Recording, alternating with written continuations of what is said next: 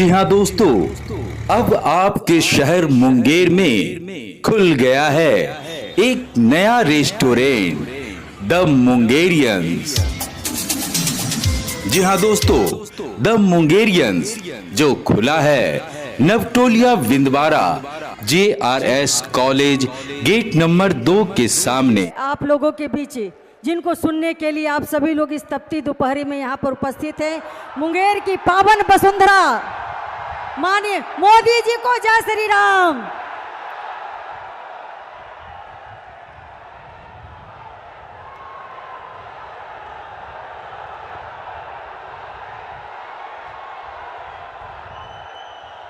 भारत माता की,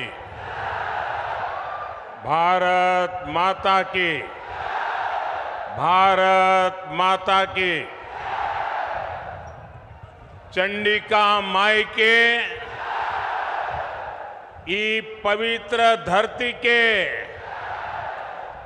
गोड़ लाग छिए।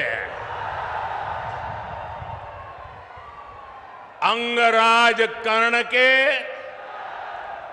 ई भूमि के प्रणाम करी छिए। मुंगेर की ये धरती स्वाभिमान की धरती है।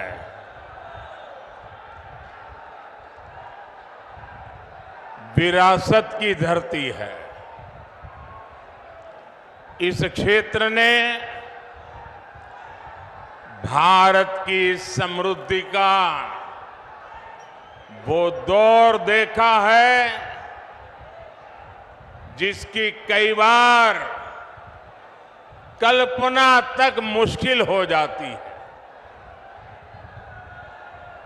आज एनडीए सरकार भारत की वही समृद्धि लौटाने का प्रयास कर रही है और इस प्रयास समय दुनिया भी जानती है कि ये समय भारत का समय है। दुनिया को भी लगता है कि जितनी मजबूत सरकार भारत के लोग बनाएंगे, दुनिया को भी उतनी ही मजबूती मिलेगी। 10 साल में भारत की ये जो साख बढ़ी है,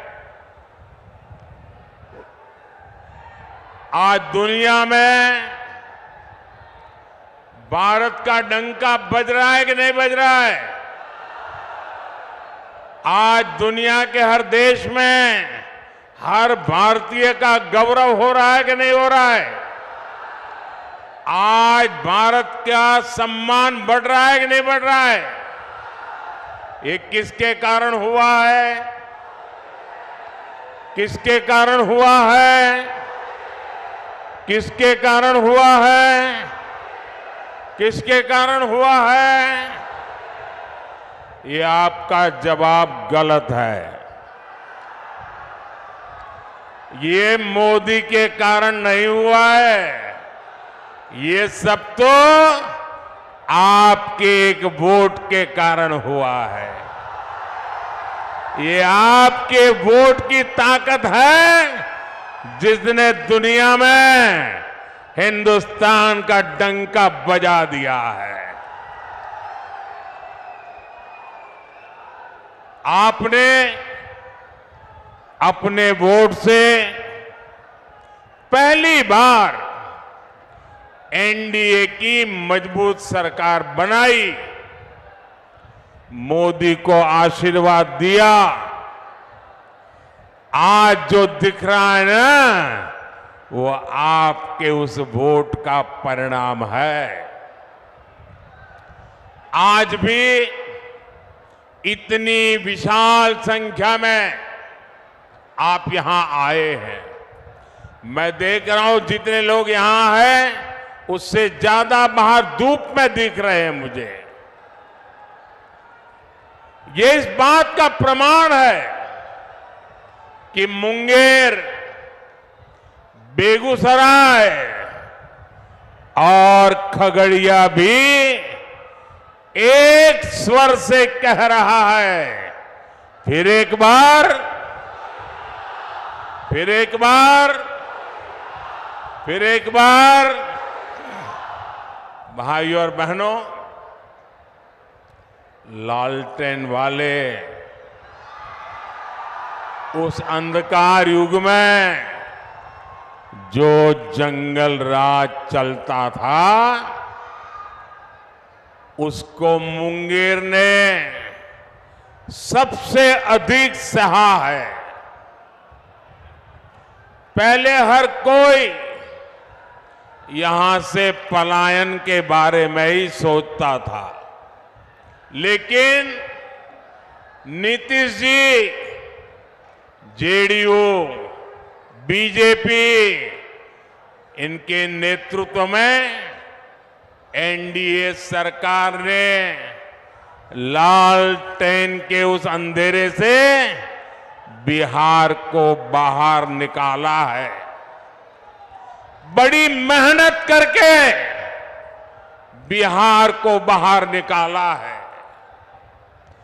अब जब भारत तेजी से विकसित हो रहा है, तो बिहार के तेज विकास का भी यही समय है।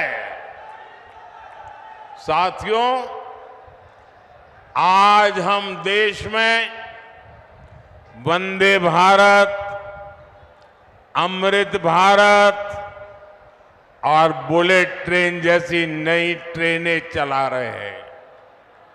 ये सिर्फ आधुनिक सुविधाएं भर नहीं है। आज हम पटरी से लेकर ट्रेन के इंजन और डिब्बे तक भारत में ही बना रहे हैं। इतना ही नहीं, हम दुनिया के और देशों में, विदेशों में भी बेच रहे हैं। इससे आने वाले समय में बिहार के रेल कारखानों को भी बहुत लाभ होने वाला है। हम भारत को दलहन और तिलहन में भी आत्मनिर्भर बनाने का संकल्प लेकर चले हैं। इसके लिए आने वाले 5 साल में मिशन मोड पर काम होगा। ऐसे में दलहन के कटोरे के रूप में इस क्षेत्र के किसानों की भूमिका और बड़ी होने जा रही है। साथियों, आज बिहार में इस चुनावी जंग में जो लड़ाई चल रही है, एक तरफ एनडीए का मॉडल है, दूसरी तरफ इंडी गठबंधन का मॉडल है। इंडी गठबंधन का मॉडल है तुष्टीकरण, अपीजमेंट, जबकि हमारा मॉडल है संतुष्टीकरण।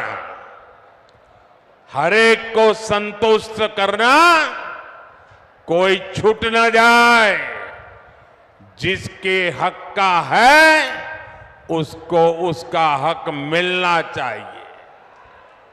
हमने माताओं बहनों को टॉयलेट, गैस, बिजली, पानी का सुविधा दी। हमने मुफ्त राशन और मुफ्त इलाज की गारंटी दी। और कभी किसी को ये नहीं पूछा कि तुम्हारा धर्म क्या है, तुम मंदिर जाते हो कि मस्जिद जाते हो, तुम्हारी जात क्या है। हमने तो कहा जो इसका हकदार है उनको सबको मिलेगा, और यही सच्चा सेक्युलरिज्म है, यही सच्चा सामाजिक न्याय है। हमने गरीबों के पक्के घर बनाए, वो भी माताओं बहनों के नाम किए। लेकिन इंडी गठबंधन अपनी पूरी ताकत सिर्फ और सिर्फ तुष्टीकरण पर लगा रहा है। कांग्रेस के शहजादे का कहना है कि वो देश भर में, ये जरा ध्यान से सुनिए, ये कांग्रेस के शहजादे ने क्या कहा है और आपके लिए कितनी बड़ी मुसीबत वो लाने वाले हैं, ये जरा समझने की जरूरत है। कांग्रेस के शहजादे ने कहा है कि देश भर में हर परिवार की उसकी कमाई का, उसकी मिल्कत का, उसकी प्रॉपर्टी का सर्वे करेंगे।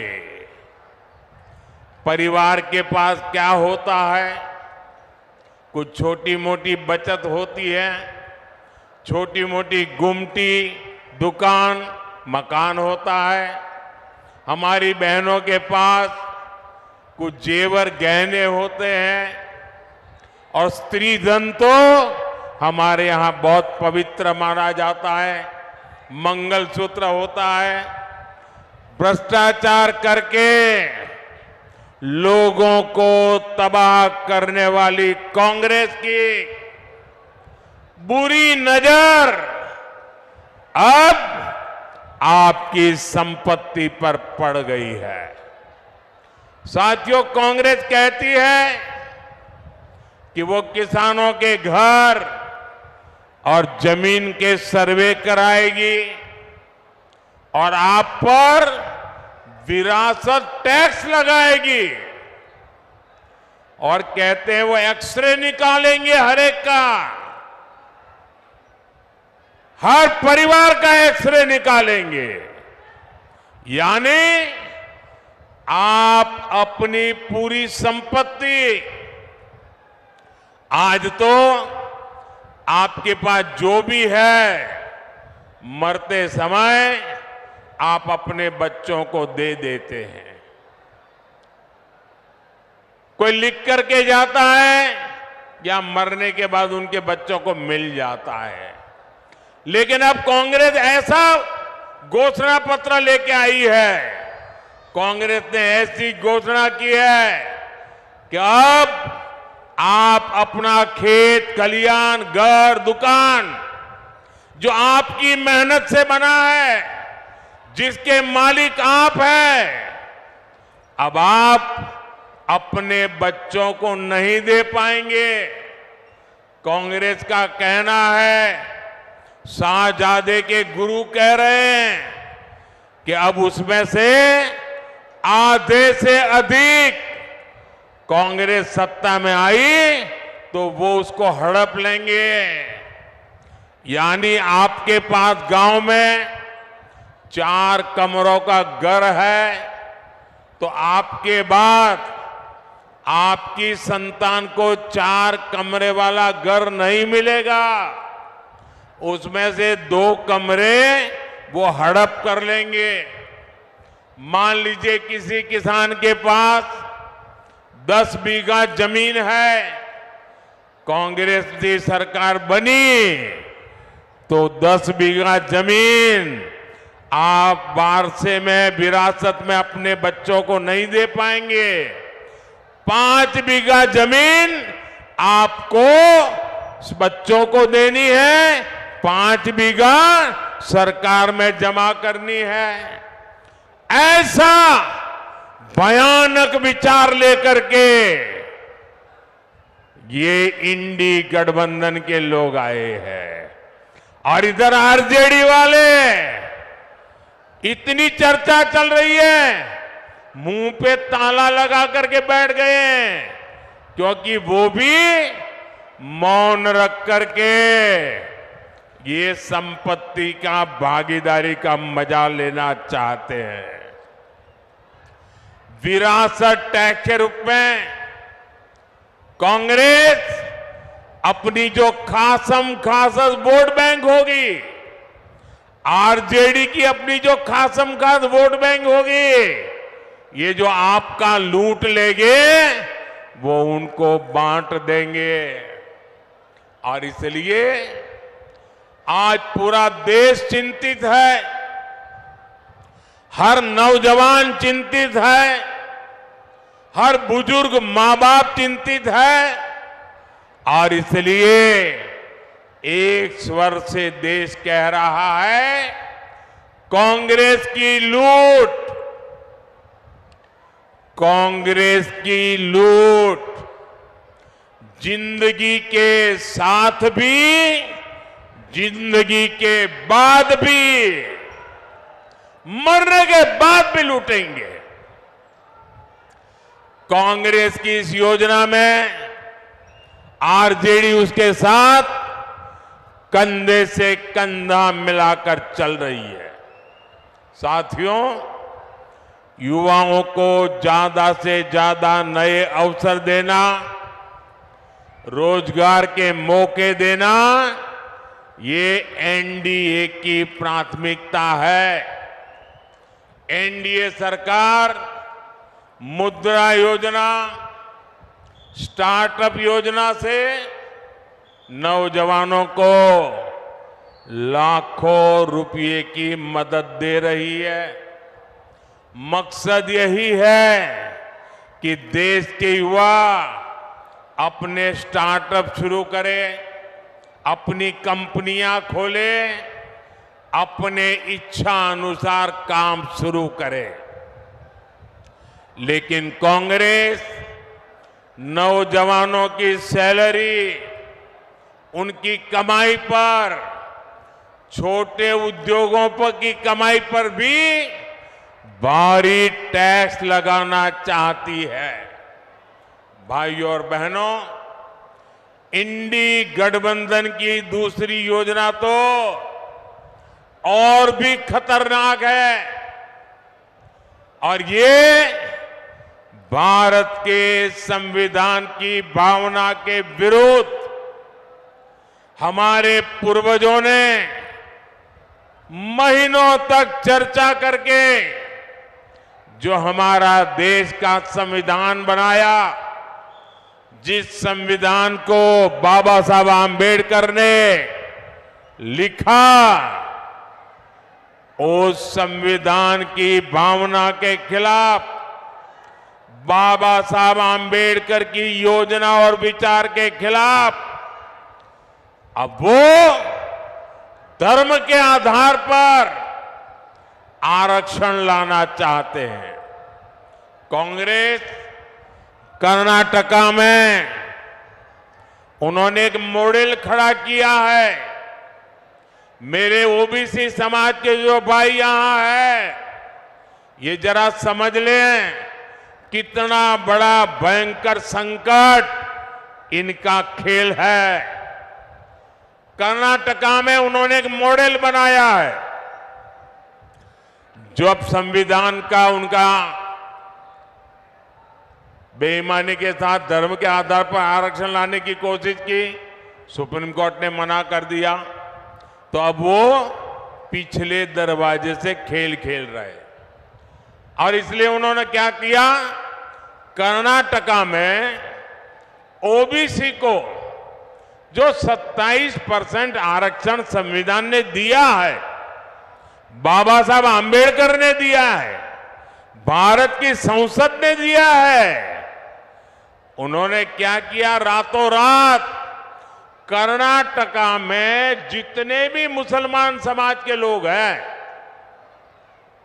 जरूरी नहीं है वो अगड़ा हो पिछड़ा हो, कुछ भी नहीं, सबके सब रातों रात एक कागज निकाला, ठप्पा मार दिया और कह दिया कि सारे के सारे मुसलमान ओबीसी है।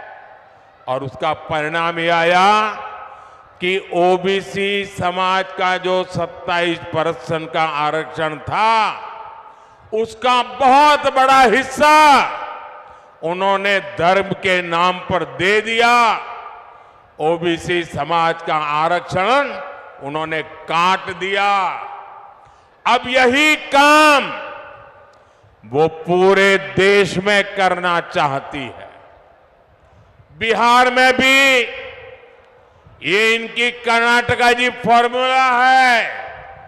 वो इंडी गठबंधन वाले, यादव हो, मंडल हो, कुर्मी हो, कुशवाहा हो, निषाद हो, ऐसी जितनी भी पिछड़ी जातियां हैं, उनको जो आरक्षण मिला है, अब वो उसमें से डाका डालेंगे, लूट लेंगे और धर्म के नाम पर बांट देंगे, अपनी वोट बैंक को देना चाहते हैं।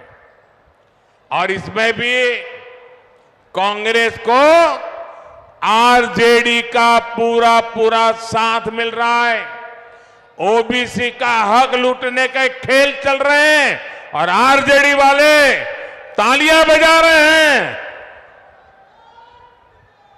लेकिन ये लोग कान खोलकर सुन ले, जब तक मोदी है तब तक ये एससी, एसटी, ओबीसी का हक छीनकर धर्म के आधार पर नहीं बांट पाएंगे। और ये मोदी की गारंटी है।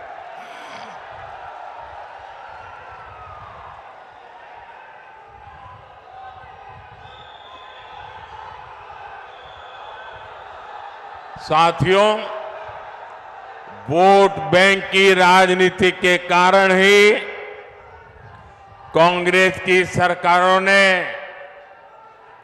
हमारी हजारों वर्षों की समृद्ध विरासत की सूध नहीं ली। आज जब मैं गर्व के साथ पूरी दुनिया में जाकर कहता हूं कि भारत लोकतंत्र की जननी है, तो ये आरजेडी, कांग्रेस, लेप वाले मेरे देश की मजाक उड़ाते हैं। ये मजाक सिर्फ मोदी का नहीं है, बल्कि बिहार के महान लोकतांत्रिक इतिहास का मजाक है। बीते 10 वर्षों में हमने अपनी विरासत, अपनी धरोहर को फिर विश्व पटल पर स्थापित किया है। गुलामी की मानसिकता से घिरे गए लोग अब चाहकर भी इस नए भारत को बदल नहीं सकते।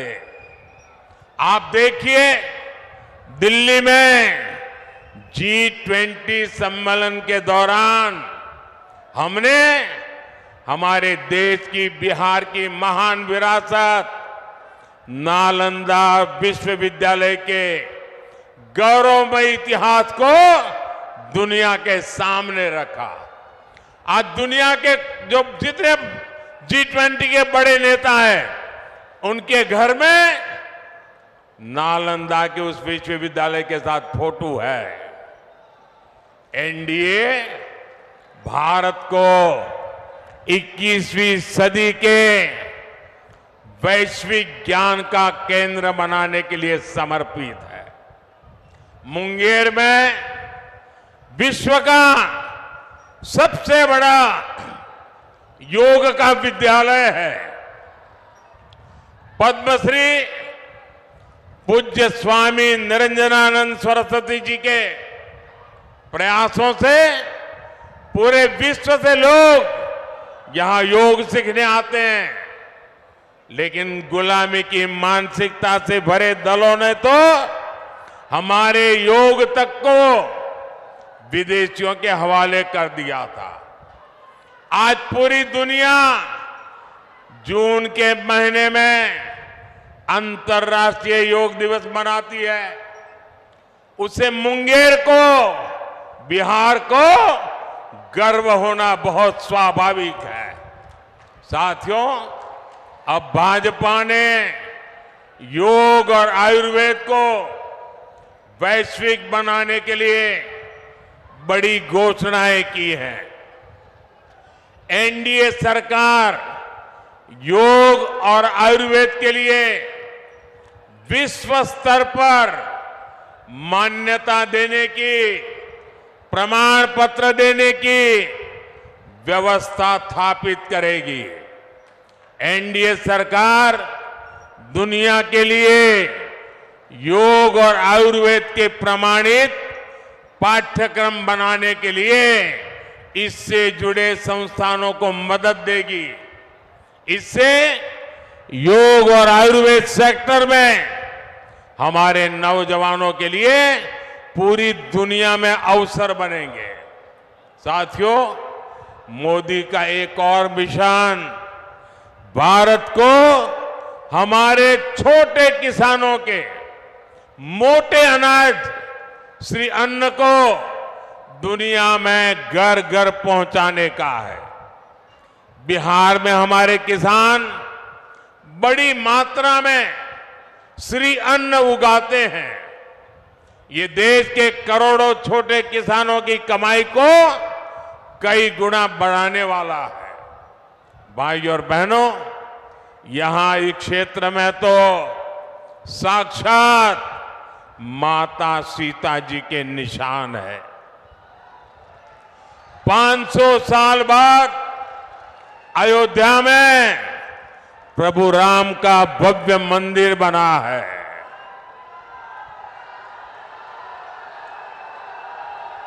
पूरे देश को गर्व हो रहा है, सबको गर्व हुआ। और प्राण प्रतिष्ठा के कार्यक्रम में ये इंडी गठबंधन वालों को निमंत्रण दिया, उन्होंने उसे ठुकरा दिया। और दूसरी तरफ वो अंसारी परिवार को देखिए, जो दो पीढ़ी से राम मंदिर के खिलाफ अदालत में मुकदमा लड़ते थे, मुसलमानों के लिए मुकदमा लड़ते थे। लेकिन जब सुप्रीम कोर्ट का निर्णय आ गया तो उन्होंने गर्व के साथ उस निर्णय को माथे पर चढ़ाया। इतना ही नहीं, श्रीमान अंसारी खुद राम मंदिर प्रभु रामलला के प्राण प्रतिष्ठा के कार्यक्रम में खुद आए, लेकिन कांग्रेस आरजेडी के लोगों ने निमंत्रण ठुकरा दिया। ऐसे अहंकारी लोग जो अपने आप को भगवान राम से भी बड़ा मानते हैं, ऐसे लोगों को सबक सिखाने का यह मौका है। भाई और बहनों,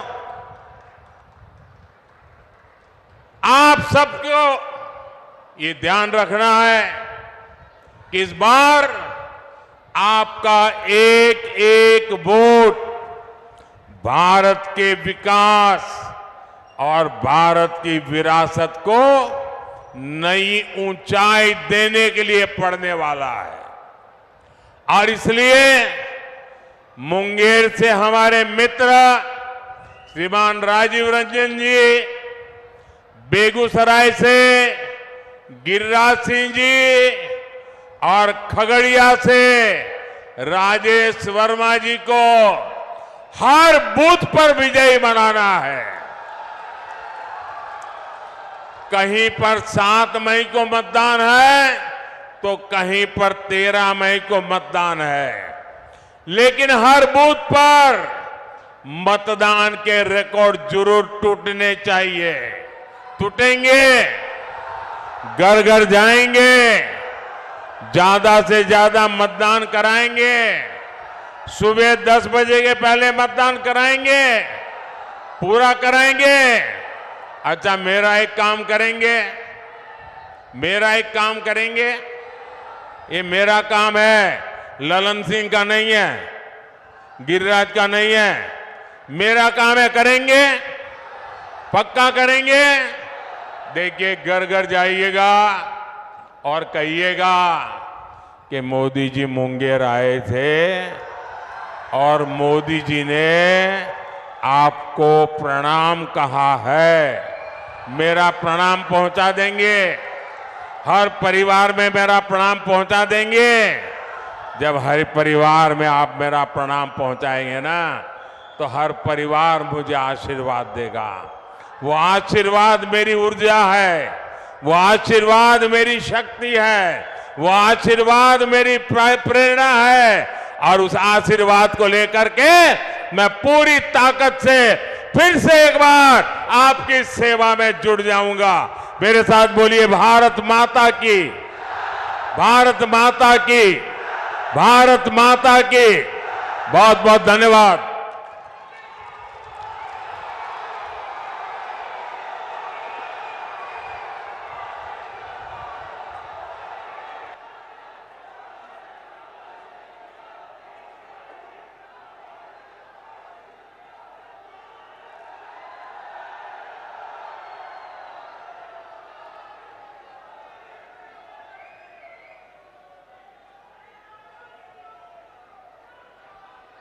मोदी जी को जय श्री राम,